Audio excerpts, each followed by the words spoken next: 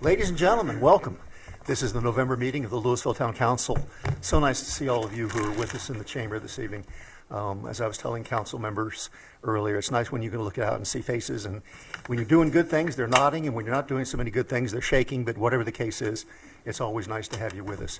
Those of you watching at home on TV6, welcome. Thank you for taking time out of your day to be with us this evening, and those of you watching on Facebook, thank you for doing the same. And we're on, Veronica just gave me the thumbs up, so we're on Facebook too. Ladies and gentlemen, we'll start our meeting as we customarily do with our roll call.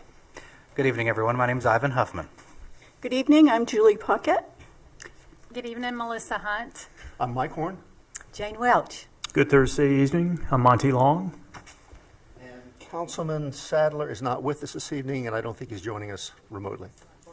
Very good, okay. Very good.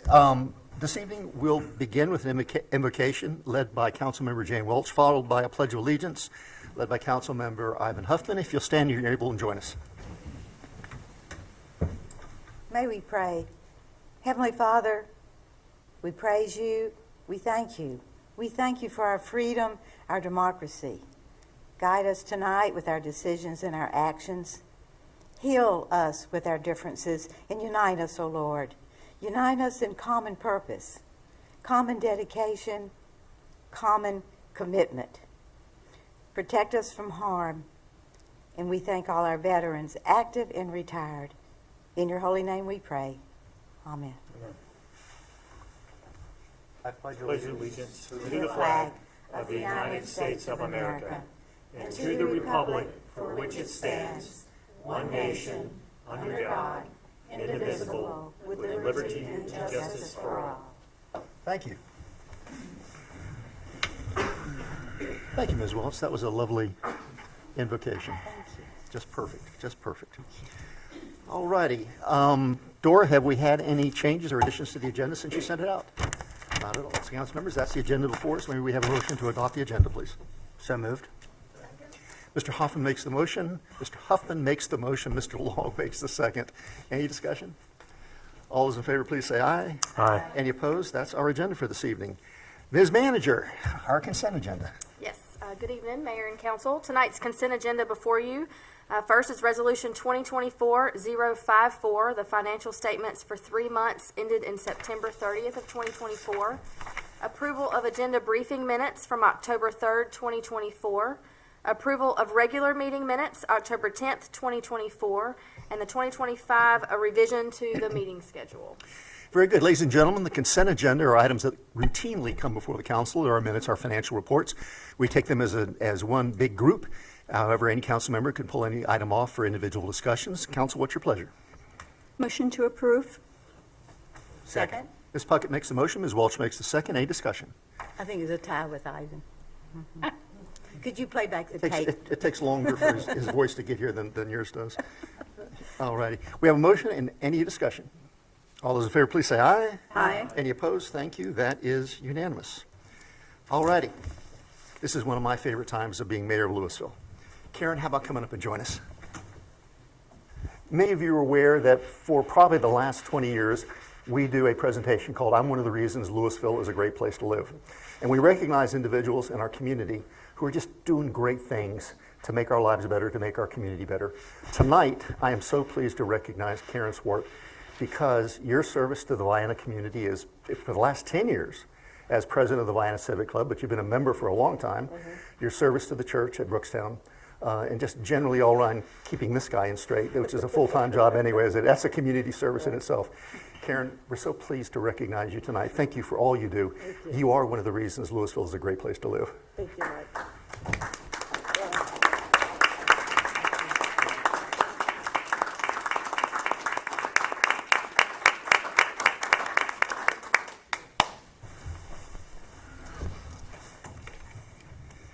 That always makes me smile. PJ, you have the stage, sir. Don't worry, I got no jokes tonight, so y'all relax.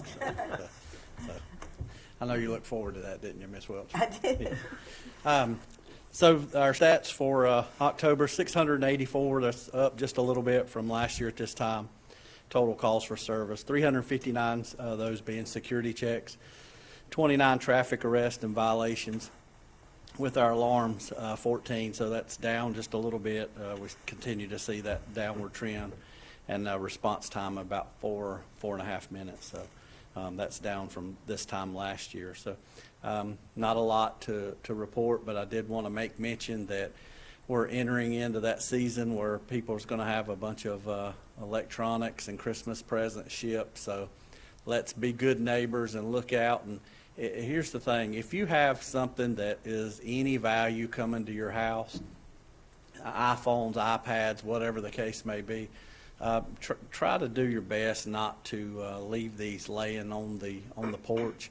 Get a neighbor to get them, try to get those secured. So if we can keep that out of sight, out of mind, that resist that temptation for somebody, because, unfortunately we do have people that's their MO, is to circle the neighborhoods, look for packages. They'll ride behind the Amazon or UPS trucks and waiting for them to drop it off. So we've got to take measures to make sure that we have ourselves protected and that we can get those packages secured. So just a friendly little reminder. I hope everybody has a good week, and try to stay dry the rest of the night. So weather folks got it right this time. So they said rain, and we got rain. Thank you, PJ. Any questions? If not, thanks, PJ. You guys stay safe out there, okay? Thank you. In my exuberance to recognize Karen, I did forget to introduce our town staff that is with us tonight. And I'm surprised that none of my council members threw something at me and said, Mike, you forgot to introduce the staff. We do our town manager here, our town attorney, our town public works director, our town planner, our town communications director back in the back, our town clerk, and our town finance director with us this evening. Let the minutes reflect that you all are present in your seats. All righty. Pam, you have a introduction for us.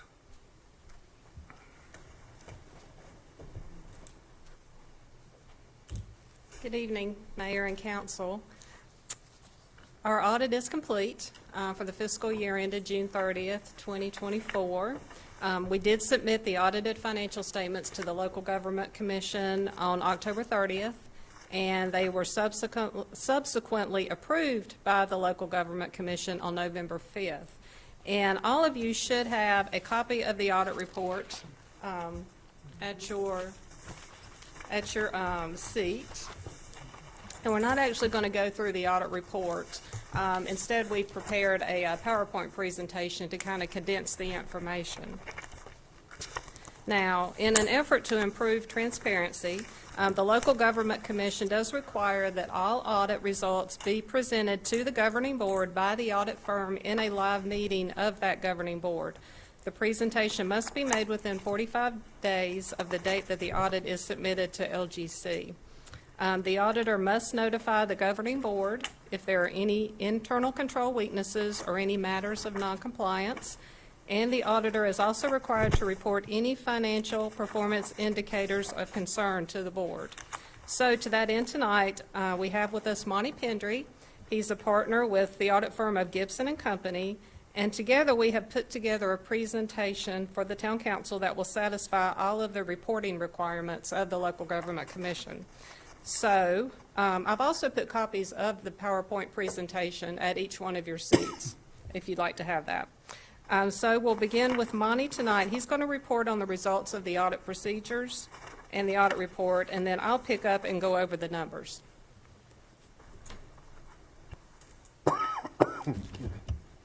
Good evening. This evening, I just want to give you a very brief overview of the results of our audit, and like Pam said, I'm going to turn it back over to her to go over some of the number highlights. But in the auditors, or in the financial statements themselves, you'll see that our auditor's opinion is found on pages 1 through 3 of the annual comprehensive financial report. In that opinion, it states that the management of the town of Lewisville is responsible for the preparation and fair presentations of the financial statements in accordance with accounting principles generally accepted in the United States of America. And this includes the design, implementation, and maintenance of internal controls relevant to the preparation and fair presentation of financial statements that are free from material misstatement, whether due to fraud or error. It is the auditor's responsibility to express an opinion on the financial statements based on the audit. The The audit is conducted in accordance with auditing standards generally accepted in the United States and standards applicable to the financial audits contained in government auditing standards. And those standards require that the audit is planned and performed to obtain reasonable assurance about whether the financial statements are free from material misstatement. In addition, in that opinion, it states that an audit involves performing procedures to obtain audit evidence about the amounts and disclosures in the financial statements. It also includes evaluating the appropriateness of accounting policies used and the reasonableness of significant estimates made by management, as well as evaluating the overall presentation of the financial statements. But one of the most important paragraph in that opinion is the audit opinion itself, and it states that in the opinion of Gibson and Company, based on the audit, the financial statements of the town of Lewisville present fairly in all material respects the financial position and changes in that position for the fiscal year ended June 30th, 2024. And this is what we call a clean opinion, which is the best opinion we can issue.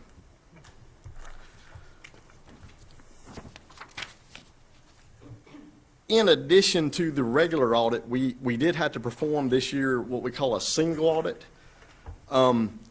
A single audit is required when the town spends more than $750,000 in federal assistance or spends more than $500,000 in state assistance. And basically what we do in a single audit, we have to go through and look at each of your grants and determine which of those grants are considered to be what we call a major program. And once we determine the major program under the single audit guidance, we have to go in there and actually test the controls and compliance for those specific program. And this year, the town of Lewisville, the major program this year was what we call the Fixing America's Surface Transportation, which is administered by the Federal Highway Administration. And expenditures that were subject to the single audit under that program were $2.2 million, and $1.875 million of that went to the Gateway project, and $375 was expended in for the roundabout at the Lewisville Vienna Road and Robin Hood Road. In that single audit, we did not find any internal control deficiencies and no matters of noncompliance related to that specific major program. As far as the normal audit or the regular audit was concerned, we found that all bank accounts were properly reconciled, all balance sheet accounts were properly reconciled, the accounting records were in neat and good order, there were no adjusting journal entries, no internal control deficiencies or noncompliance, no budget violations in the general fund or any of the other governmental funds, and there were no performance indicators of concern as specified by the local government commission. So it was a real clean and neat audit, and Pam does a really great job in getting the annual comprehensive report prepared. It's very rare that we do an audit and we don't make any journal entries or make hardly any corrections to the financial statements themselves. So she does a great job. And now I'm going to turn it over to Pam for her to go over some of the numbers.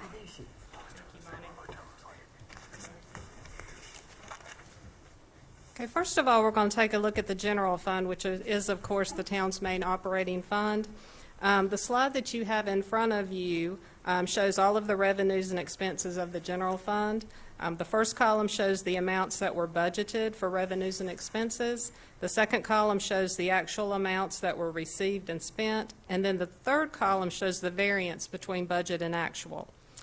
So starting at the top, the town's two largest revenue sources are property tax and sales tax revenue. Property tax revenue came in at $3,085,000, which was over budget by $92,000. Sales tax revenue came in at $1,226,000, which was actually under budget this year by $45,000. Sales tax really underperformed this year. It only increased under 1%. It was less than a 1% growth compared to last year. So, and this year I'm seeing that sales tax is flat as well. So we're not anticipating really any growth in sales tax this fiscal year. Other revenues came in at $1,820,000, which was over budget by $264,000. This positive variance was due to two of our revenue sources that performed particularly well. ABC board revenue came in over budget by $62,000, and investment earnings on our idle cash came in over budget by $134,000. So, moving on down, you have total revenues this year of $6,133,025. Then we look at expenditures for general government, public works, planning, parks and recreation, public safety, and debt service came in at $5,159,709. Expenditures in total came in under budget by $980,000. Now, since the amount under budget was so significant, I did prepare a slide to try to pinpoint some of the reasons for that. And Dorothea, if you'll just skip to the next slide, thank you. I went through the numbers and tried to pull out some of the larger budgeted items that we actually saved money on this year, and I'm just going to kind of go through this quickly. We had, starting at the top, we had budgeted for a capital improvement plan, which we did not follow through on. We had budgeted $50,000, so we actually had a savings on that. We did not feel that it would be meaningful to prepare one in this past fiscal year, but it's still a consideration for the future, but that was a savings. Board of Election fees came in under budget by about $4,000. And just to explain the schedule, the first column is the amount we budgeted. The second column is what the expense actually came in at. And then the last column shows the amount that we saved, or the amount that was under budget. Legal fees came in significantly under budget by $31,000. And audit fees also came in under budget by $5,000. Snow and ice removal, we normally budget $75,000 for that, and it just did not snow. So that was a significant savings of $65,000. We still had our training day in there that we have to pay for each year, and we had one thread of snow that did not come to fruition, so that we had a little bit of savings there. Garbage and recycling collection came in under budget by $111,000. The reason for that, in June of 2023, Waste Management decided to update their census count of all our households, and they conducted that in June. Well, we had to prepare our budget, and we didn't know what that census was going to come to, so we had to estimate, and we overestimated the number of rooftops. The number of rooftops that they counted came in under what we predicted. So there was some savings there, and we had also budgeted for some fuel surcharges that we were never charged. So that's where that particular savings came in. Then moving on down, we have power bill expenditures. We saved about $46,000 there. A lot of that was for right-of-way maintenance. Normally we have snow and a lot of thunderstorms that bring down some trees in our right-of-ways, and it was just a very calm year for storms, and so we did not use a lot of that money. We had budgeted for a new vehicle of $49,000, and we decided in an effort to save money that we would hold on to the old vehicle and not spend that money on a new vehicle this year. Moving on down, we do have a stormwater mapping project that is in process. It's a multi-year project, and we had budgeted, there was $49,000 budgeted for it. Actual expenditures that were actually spent last fiscal year are $10,000. That project is still ongoing, so that's where we had savings there of $39,000 in this past fiscal year. Then you see a UDO rewrite. We had not gone out for bids for that when that budget was prepared, so we had estimated that it would cost $175,000. The actual contract came in at, I believe it was $149,000. But the expenditures that were actually spent last fiscal year were $86,000. That project, of course, is still ongoing. There will be more expenditures in this current fiscal year. As far as Winston-Salem for Forsyth County inspections, we had budgeted $16,000, and we only spent about half that much, so there was some savings there. On our entertainment events in Shallowford Square, we saved $13,000. on those. Then we have electricity and natural gas. We just had a very mild winter and did not spend as much in that area. Water and sewer, rainfall was sufficient that we did not have to irrigate quite as much, and so there was some savings there. Maintenance and repairs of Town Hall, we saved $23,000. It was a really good year for Town Hall and Annex as far as repairs. It just seemed like things just were not breaking down. So I wish I could say the same thing about this year. But anyway, that's where you see that savings. The next big item is salaries, taxes, and benefits, and that's an interesting one. Our normal staff is 13 full-time equivalent employees, and there were several months during this past fiscal year where we were not at full load. We started the fiscal year with 2 empty spots. There was also our previous town manager left March 1st, which left an opening as well. And in addition, the way our overtime works with our hourly employees, they have the option of comping their overtime or getting paid for it. And a lot of our employees choose to comp their time and take it as additional time off. So that's cash savings for the town. And so that is salaries, taxes, and benefits. So when our salaries were down, that meant the payroll taxes were also down, as well as retirement benefits were down. And so that added to all of that. Also, in addition, our medical insurance, when the renewal came up, it was significantly lower than we thought it was going to be. So that was also a positive. And then lastly, unspent contingency. There was $16,000 in unspent contingency this past fiscal year. So of the $900,000 where we were under budget on our expenses, I've accounted for about $781,000 of that. The remaining is just a lot of other small items that came in under budget. Okay, so Dora, if you'll back to the income statement again. There you go. Okay. So the next section in the statement are transfers in and out to other funds. The transfer from other funds of $1,335,949 came from the ARPA fund to the general fund to reimburse the general fund for salaries, taxes, and benefits. And you can see that we normally don't budget for that, so that's kind of like icing on the cake. We don't like to rely on the ARPA money, so we normally don't budget it as a revenue source. So that's why it shows as a positive variance. And then we have transfers out of the general fund of $904,547, and that's made up of contributions to capital reserves and to capital projects.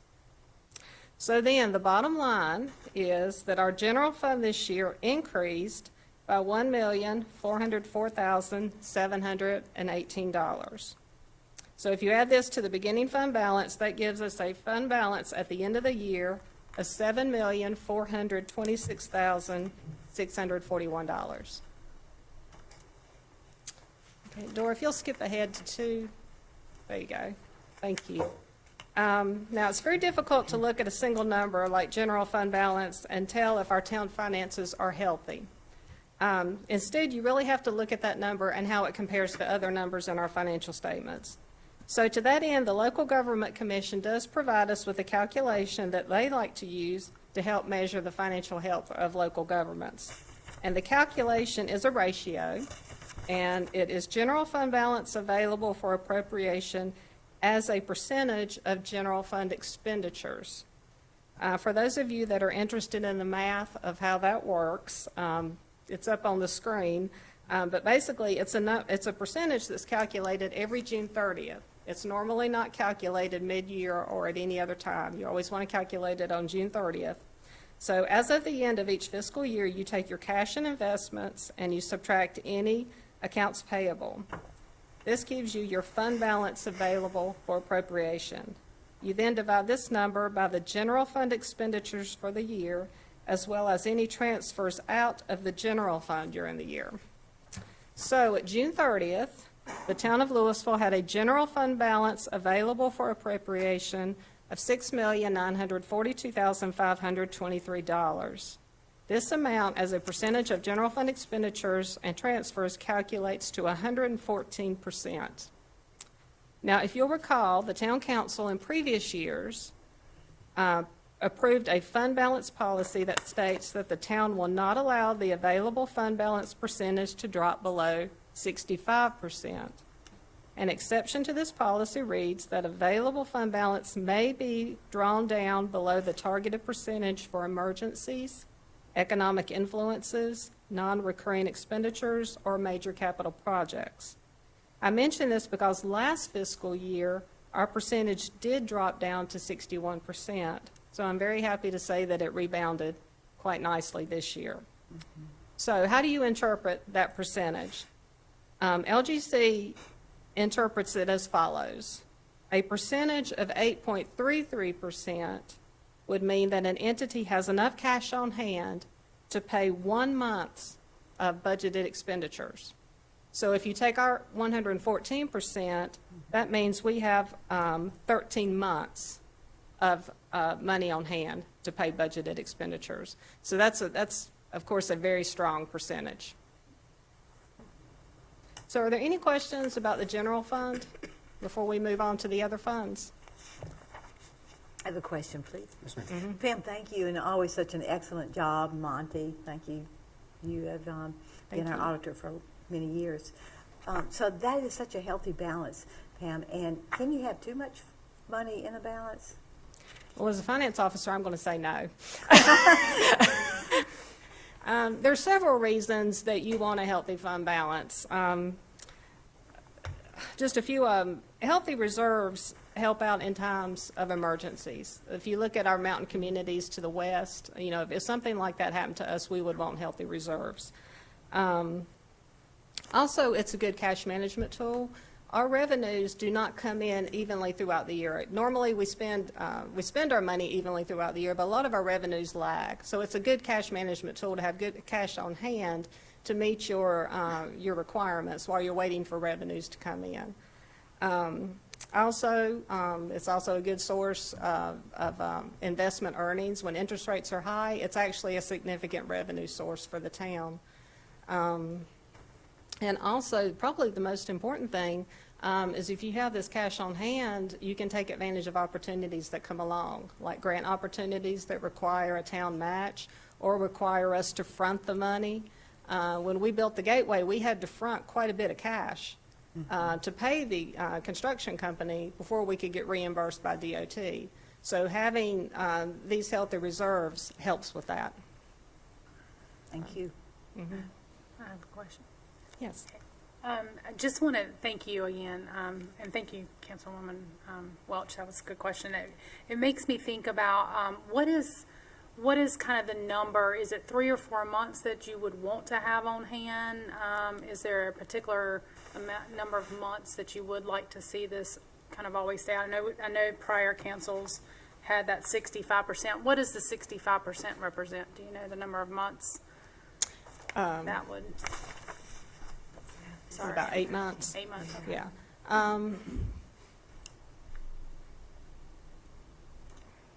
That's a good question.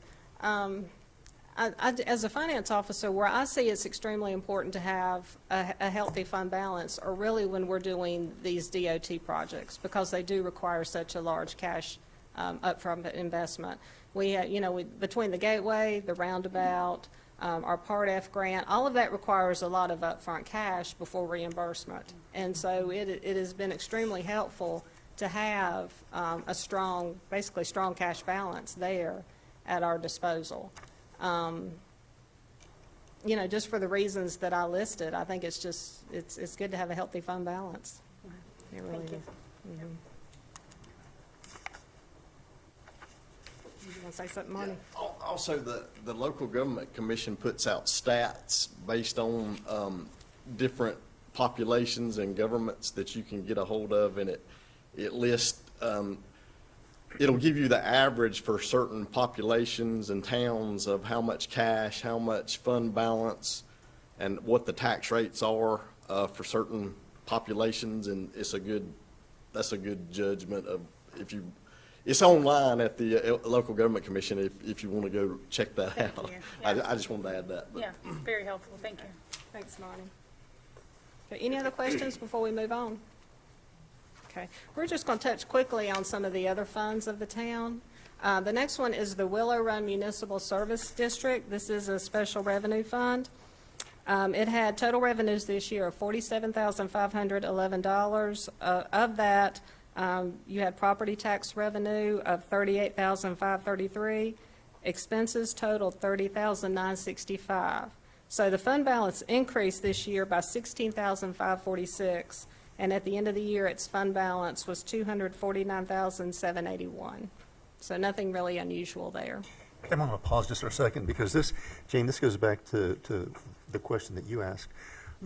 With the replacement and repair of the dams in Runnymede, Willamede, the MSD was not funded heavily enough to be able to pay for those, but yet they were immediately needed to be paid. So we loaned the MSD money, about $400,000. We're getting ready, yeah, we will. We haven't yet, but we will, about 200 and some thousand, yeah. So what our fund balance allows us to do is it allows us to loan that money to our other enterprises and then be able to recoup it later. But in this case, that's a really good example of why we do need a healthy fund balance. Okay. Exactly.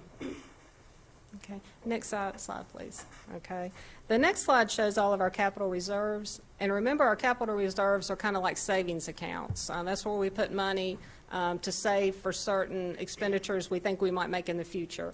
We don't actually pay bills out of these reserves. They're basically just savings accounts.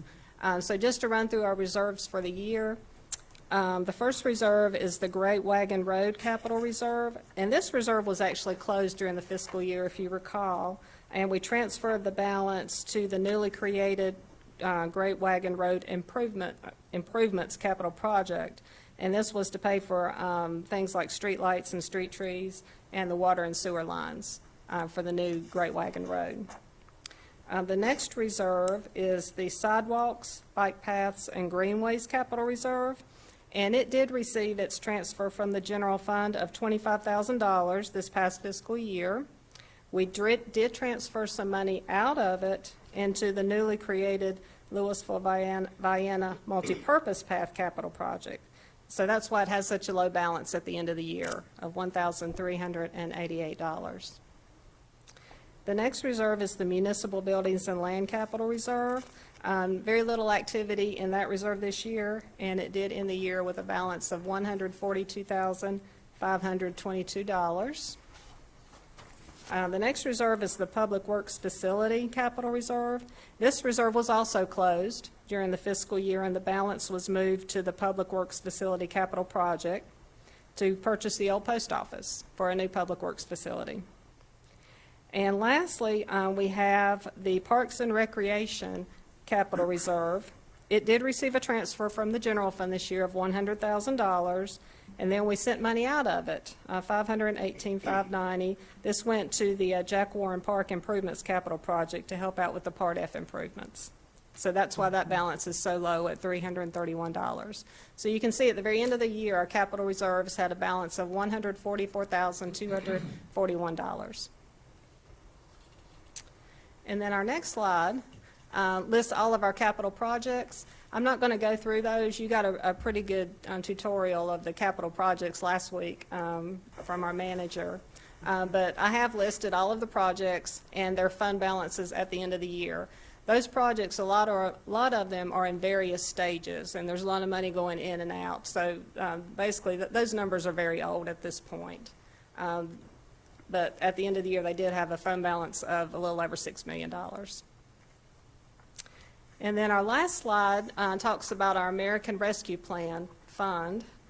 And the town of Louisville did receive total funding from the federal government of $4,024,472. Of that amount, and during the last 3 years, we have transferred approximately $3.6 million to the general fund to reimburse the general fund for salaries and benefits. And then since inception, we've earned investment earnings on that money of $163,692. So that leaves the ARPA fund with a cash balance at June 30th of $538,444. All of this balance, with the exception of the investment earnings, will be transferred to the general fund in our current fiscal year. So we will use up all of that money, aside from investment earnings, by December 31st of this year, which is the deadline to spend the money. So, and that will just leave the investment earnings sitting in that fund for council to do, to choose to use at a future date. So, and that concludes the remarks I had about the numbers. Are there any other questions? Anything, Council? And once again, I'll echo the sentiments of Ms. Welch and Mayor Pro Tem Hunt. You do an amazing job for the town. Thank you. We joke because this is Pam's moment in the sun. She says more at this meeting than she says all the rest of the year.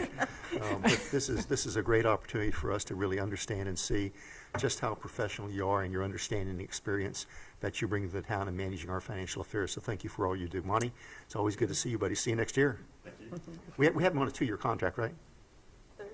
Can't remember. 3-year contract. We'll definitely see you next year then. Yeah. Okay. Yeah. Very good. Are there no other questions for Pam? We need to accept the audit, is that correct? No, you don't really need Okay. to. It's not something you need to do. Very good. Then we won't. Okay. Nice job, everybody. And if, like I said, you have copies of the financial statements at your desk. If you decide you don't want them, I'll be happy to take them back. The report is on our town's website under the finance page.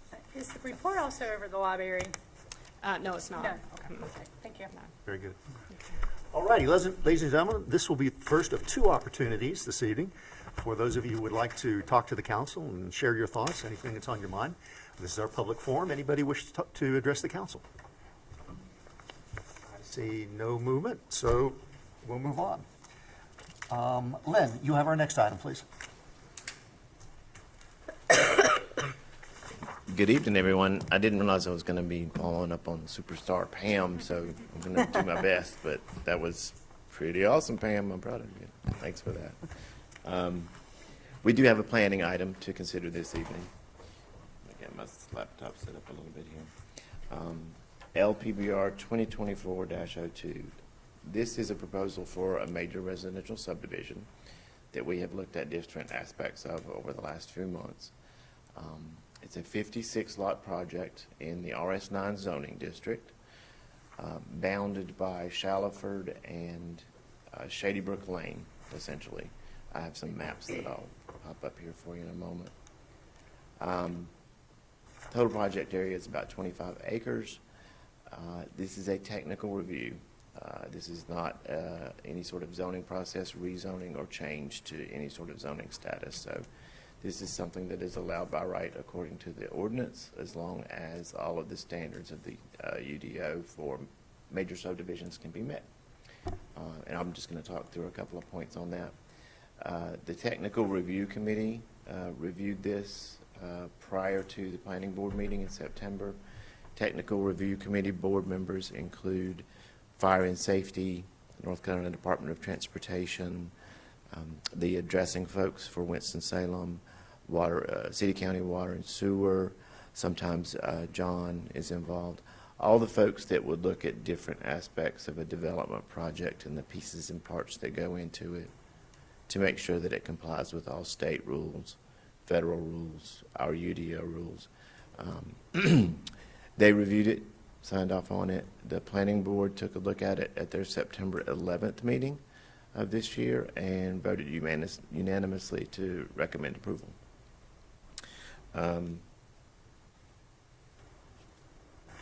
The total project area includes 56 new lots and homes. 52 of them will be accessed from new street extensions coming off of Shady Brook Lane, and Saddlebrook is the crossroad right at the corner there. I'll explain that a little bit more with the map. 4 of them will sort of be accessed to the east at a different elevation from Carrington Oaks, and I'll demonstrate that to you. Public water and sewer services are available here for this project.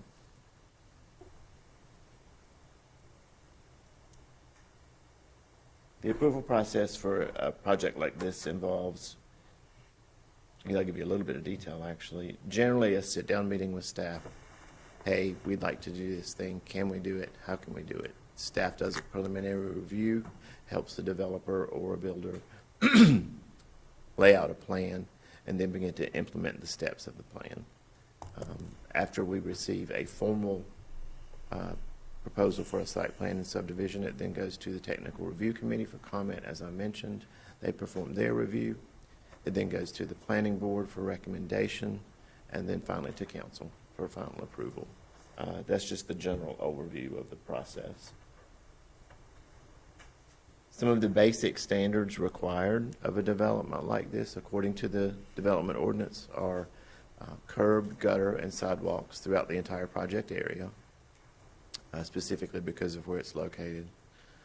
One street tree per 45 linear foot of road frontage. So basically, one tree every 45 feet set back outside of the right-of-way a bit, plus one tree per building lot. The ordinance does have a specific clause that a Type 3 landscape buffer yard be installed wherever a project like this fronts a collector or a minor thoroughfare. And Shady Brook is considered a collector street. So a Type 3 landscape buffer yard will be required there and have to be installed. I double-checked that this morning, actually, because I remind myself of that. Let's see if there was any other notes. Of course, review of this development proposal included considerations of lot dimensions and layouts, the new streets, new sidewalks, fire safety management, water and sewer services, and stormwater management. Just a reminder that this does not involve any change to the zoning of any of the properties. The area that is zoned RS9 that will be developed is surrounded on all sides by RS9. This area of town is already pretty fully developed with quite a few major residential subdivisions that this one's sort of getting tucked into.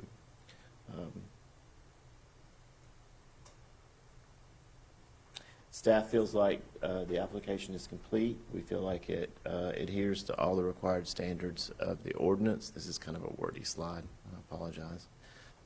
The project must follow all of the major subdivision requirements detailed in the UDO, and any comments or requirements from the technical review committee must be addressed by the developer during the process of development. And lastly, if any other required permits come along that might be necessary from something like NCDOT or erosion control or something like that, those must also be obtained, and that's noted in the summary from technical review committee. Wanted to give you a map snapshot. I won't go into great detail, but Adam and I are building our new map projects, and so we will have some really pretty maps for you guys really soon, but I had to do a quickie snapshot today. So the two large parcels that you see in the center of this map are the ones that I'm discussing. Specifically, back up a moment, tax pins 5885868472 and a portion of 5885877174. The smaller port, 8472, is about 6 acres. The remaining portion of the 25 acreage comes from the larger parcel to the north. Not the entire parcel to the north is included in the project. There won't be any access to Shallerford Road because of different property ownership, different property lines, and specific situations that just don't make that feasible. Additionally, that sort of access isn't necessarily required by the ordinance, given the access that we have from Shady Brook and from Carrington Oaks.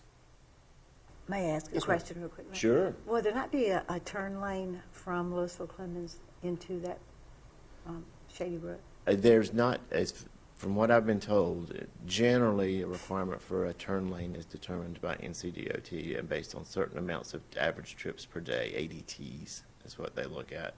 And there are certain thresholds that might trigger at least a study of that, and even higher thresholds that would trigger, okay, you're really going to have to do this thing. This one does not meet any of those minimum threshold requirements for... Yeah, I'm surprised because I was under the impression there would be a turn lane into there. Stacy, do you recall anything? No, that's not ever been a requirement for this particular development, for a turn lane to be added on Shallowford. Is that what? Yeah.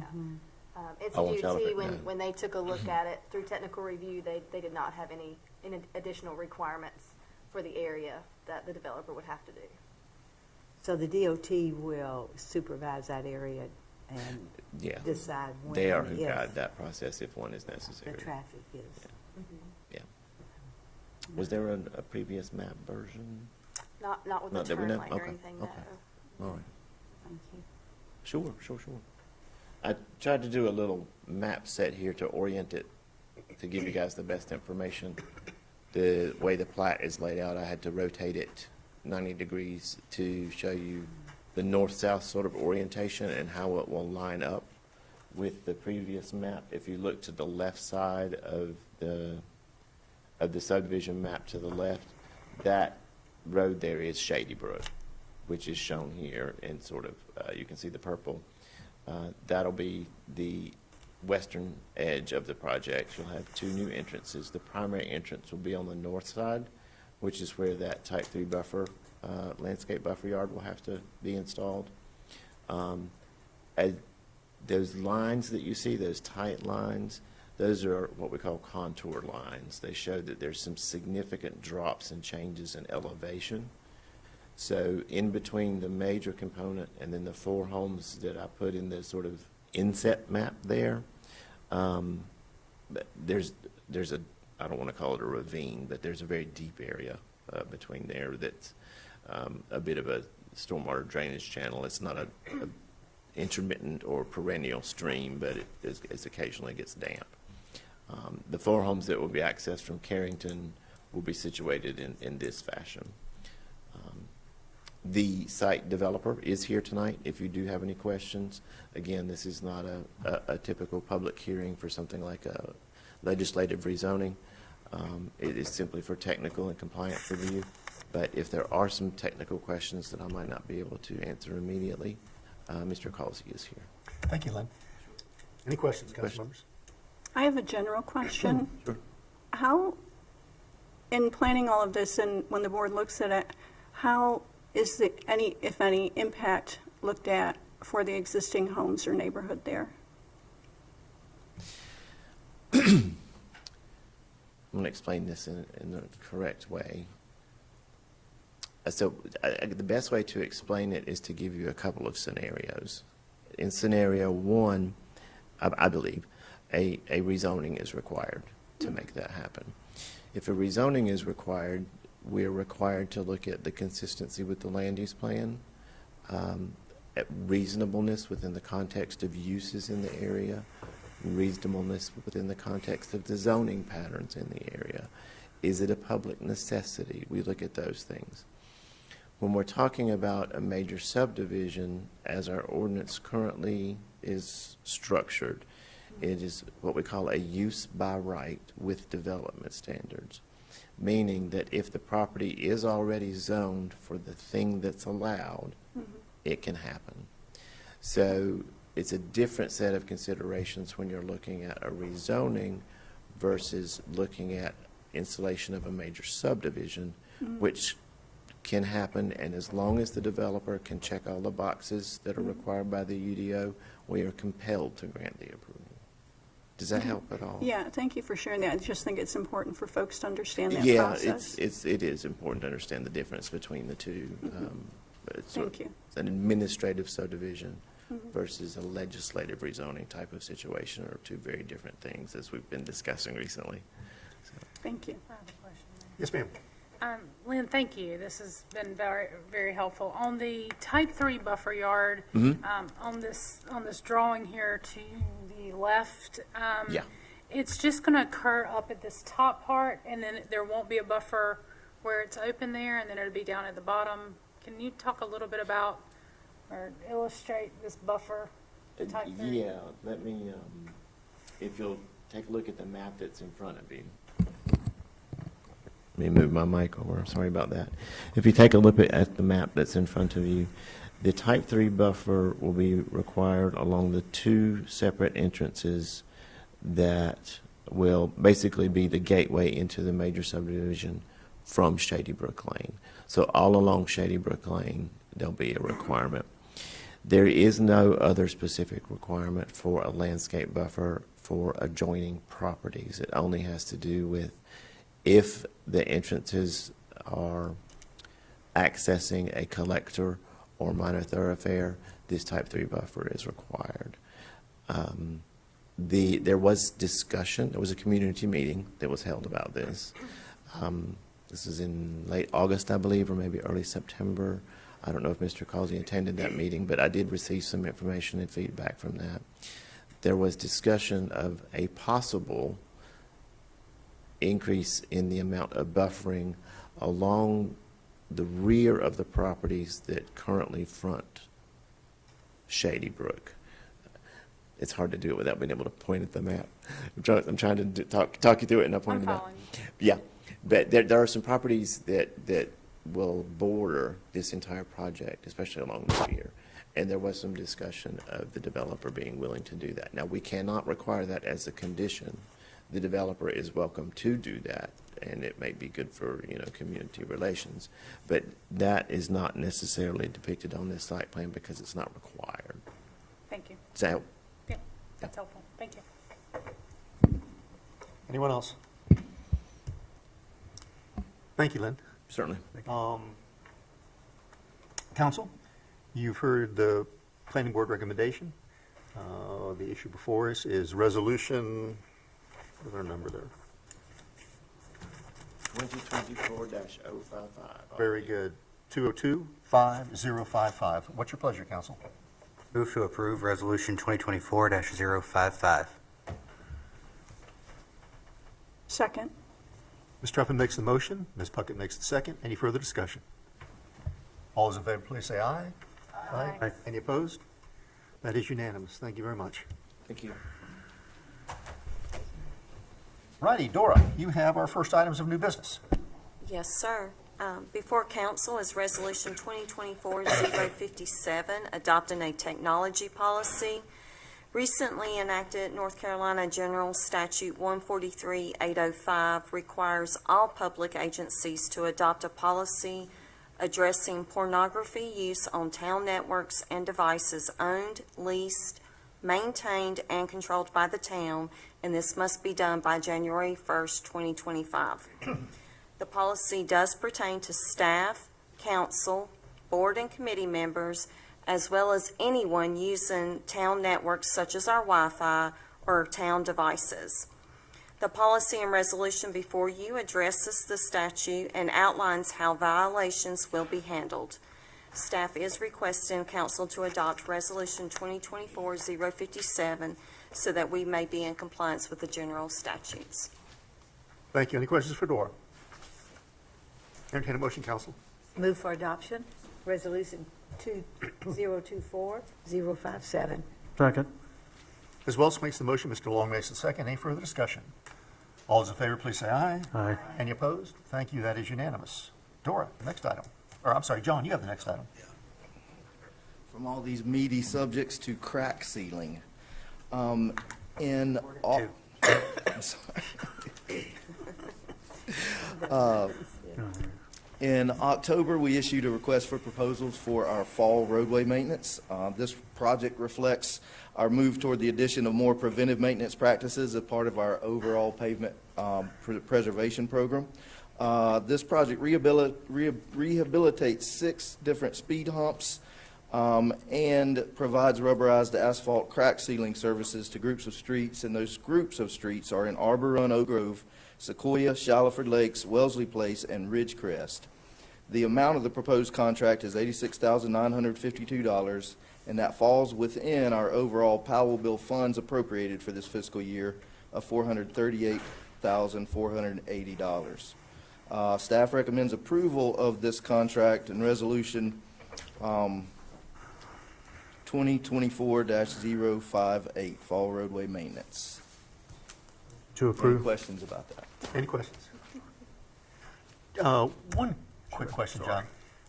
Most of these roads are south of Robin Hood, back down toward the main part of Lewisville. Do we also evaluate roads up in Vienna as well? Yes, sir. And we kind of, are constantly evaluating them, and one of the things that we were trying to do with this project was, in order to kind of make it as efficient as possible for the contractor to provide the service, I kind of tried to group these neighborhood projects in a sort of a little bit more of a concentrated group too. And so we addressed this group this fall, and then we probably go a little north and a little west next fall, then we go a little south and a little east the fall after that. And so we're kind of moving around town instead of sending the contractor all over the place, just trying to gain a little bit more of a little more efficiency and hopefully gain a little bit better use of the funds as we focus in areas like that. Great. And you have a name for this project. You call it? Art. Street art. Street art. Yeah. Well, in looking for ways to put a positive spin on it, it's not a particularly attractive process, but it's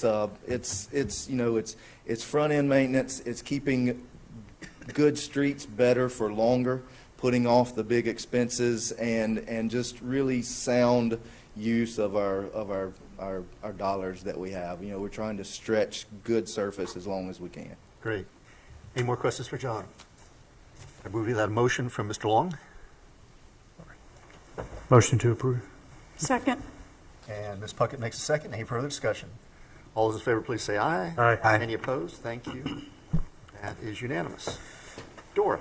Yes, sir. The final item before council for your consideration this evening is Resolution 2024-059.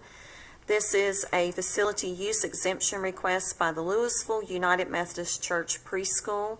They are requesting use of the G. Galloway Reynolds first floor and kitchen on December 10th of this year for a Christmas party for their preschool teachers. If approved, this would be a one-time exemption only. Any questions? Entertain a motion, please. Approve. Second. Ms. Puckett makes the motion. Ms. Hunt makes the second. Any discussion? All those in favor, please say aye. Aye. Any opposed? That is unanimous. Administrative reports. All right, we have a lengthy report tonight, but that means there's a lot of fun things going on in Lewisville in the next few months. First off, I want to highlight for our artists out there, we do have 2 calls for art out currently for art opportunities in our town. The first one is the Shalford Square Call for Art. That deadline is November the 27th. And then the other one is the Mary Alice Warren Community Center Mural Art Call. That deadline is December 1st. So any artist that is interested in those, they may visit our town website or reach out to Dora Moore, our town clerk, and we can provide much more information, applications, and things like that for you. Next, our town offices will be closed on Thursday and Friday, November 28th and 29th, in observance of the Thanksgiving holiday. And then now on to our upcoming events. The Holiday Open House will take place at Mary Alice Warren Community Center. That will be Friday, December 6th from 4:30 to 6:30 p.m. On that same evening, we will have the Lewisville Christmas tree lighting. That is scheduled for 7 p.m. at Shalford Square. Again, both on Friday, December 6th, and refreshments will also be served at both of those events. On Sunday, December 8th at 3 p.m., the 39th Annual Lewisville Christmas Parade will be taking place. The streets will close at 2:30 p.m. on that day. Those who wish to participate may visit the Lewisville Civic Club website at lewisvillecivicClub.com. They have more information and also the entry forms of any of those that would like to be in that parade. Our next blood drive will take place at Mary Alice Warren Community Center on Wednesday, December 11th from 1 until 6. We did actually extend that time a little bit because that has been such a successful program there at the community center. And then lastly, also at Mary Alice Warren Community Center, the annual holiday movie night featuring How the Grinch Stole Christmas will be Friday, December 13th at 6 p.m. I will add that event is free and refreshments are served. However, we do have limited space because it's indoors. So you can go to the town's website and register for that event. And as always, we're here at Town Hall for any questions, or you can always visit our website. Boy, there's a great time coming up. It is. It's exciting. Folks, particularly attention is December 7th, and we have actually 2 fun opportunities. One is our holiday greeting party, which will occur at the Mary Alice Warren Community Center. And that's more for like us older people. And we'll have some refreshments and a chance to see our beautiful trees. I understand they're going up now, and they should be done in the next couple of days. So it's quite a beautiful sight to see at the community center. And then for all the kids, we have our Christmas tree lighting following that. So that's going to be a really fun day. This is a great time to be in Lewisville. Hey, Mayor? Yes, ma'am. You said the 7th, this is 6th. How about the 6th? Yeah. You can come on the 7th. We'll let you in on the 7th. But the 6th is when everybody else will be there, okay? I may be there on the 7th. You never know. Check my calendar. All righty. Any questions for Stace on our reports? Briefing call out, please. All right, approvals at the briefing and action meeting that took place on November 7th, 2024. Resolution 2024-056, NCDOT agreement for Great Wagon Road additional work in the amount of $556,375. And then lastly, ordinance 2024-038 was amending a budget ordinance 2024-001 for our public works building operating expenses in the amount of $14,789. Ladies and gentlemen, as you know, we meet the first Thursday of every month for our briefing, and our second Thursday tonight, which is for our regular town council meeting. Sometimes we take action at our first briefing. In this case, we like to report those actions out at our regular public meeting because it's on TV, it's on Facebook, and more people can understand the actions we took last week. All righty. Ladies and gentlemen, should you wish to speak again, this is your opportunity. Anybody have a comment? If not, council members, any thoughts? Very good. I do have one final item, please, I'd like council's consent and advice on. Periodically, over the last 2 or 3 years, we have discussed some of the issues that are facing our Lewisville Fire Department. They're becoming more acute as time goes on. The fire department has asked the Lewisville Fire Department has asked if they could make a presentation to council to talk about those issues, to ask questions of us, but more than anything else, to find out, is there a way that we can jointly maybe work together to address those? We can do it at a briefing. I think probably the presentation will be an hour, maybe a little more with questions. We can do it after a briefing, or we can have a special meeting. I'd like to do it before the retreat, because it's almost February, and they do have pending contract negotiations coming up with the county in June. So we can do it at a briefing council, or we can do it at a special meeting. What's your pleasure? I'm going to recommend briefing. That's just because I know our calendars for the next 2 months are swamped. Please don't add anything else to mine. Mayor, if I will, I was able to speak with Chief Needham today to try to figure out his schedule as well. And the week of the briefing, he's actually going to be out of town, back with Hurricane Helene relief. Never mind. So His schedule's more that important. would not work for him. Yeah, he did mention Monday, December 9th would work well for him, or December 11th. That's a Wednesday evening before our regular meeting, the very next week. He will be in town. So a Monday or a Wednesday? Mm-hmm. Quick question, will this be open to the public? Yes.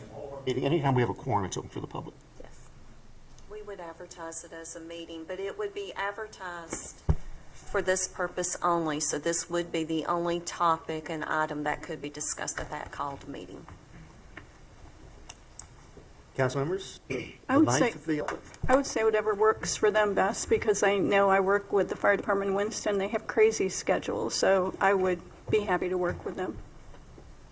Check your calendars.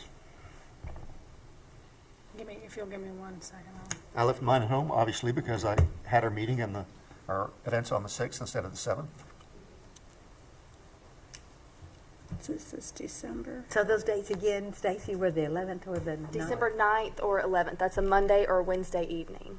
11th would be great. Well, at least for me. Monday would be best for me. I'll make it work, but Monday would, what did you say, Monty? I said the 11th would Oh. work for me, sorry. Well, let's go with rock, paper, scissors. scissors. Yes. 2 out of 3? Either day. Either I'll day. make it work if the 11th works, absolutely. All right, that'd be great. Council members, what's our consensus again? 11. 11th? This Very is good. assigned planning board, is that? Right. This would not impact a planning board. Planning board would meet upstairs in the council, or excuse me, in the large conference room. but we can meet in another area. We have meetings all of that week and really the week prior. So for our boards and committees, that is the planning board evening, but with everybody's schedules, we. I really, if there would be any challenge to us doing it, would be great to utilize our Mary Alice Warren, that big nice room that we have with the conference table and the nice TV, if that's available. We can see. I will check tomorrow. Okay. Yeah. And that doesn't require a great deal of moving things around. We take our laptop there and plug it in. It's very good. All right, Wednesday the 11th, everybody on the calendars, what time, 6? 6 p.m.? Okay, thank you very much, Council. I think this will be a very illuminating presentation. Any other comments this evening? No? May we have a motion to adjourn then, please? Nobody wants to go? Motion. Who made the motion? Julie, did you make? It was Monty. And I second it. Mr. Long makes the motion, Mr. Huffman makes the second. Any further discussion? All those in favor, please say aye. Aye. Any opposed? That is unanimous. Ladies and gentlemen, thank you so much for being with us tonight. Love seeing faces in our audience, like I said before. Glad you're here. Glad you braved the chillier and wet weather. Those of you watching at home on TV6, thank you for being with us, and those of you on Facebook, thank you so much. Everybody have a great rest of your week, and we'll hopefully see you at our events coming up in December. And we're adjourned this evening. Thank you. Thank you. Happy Thanksgiving.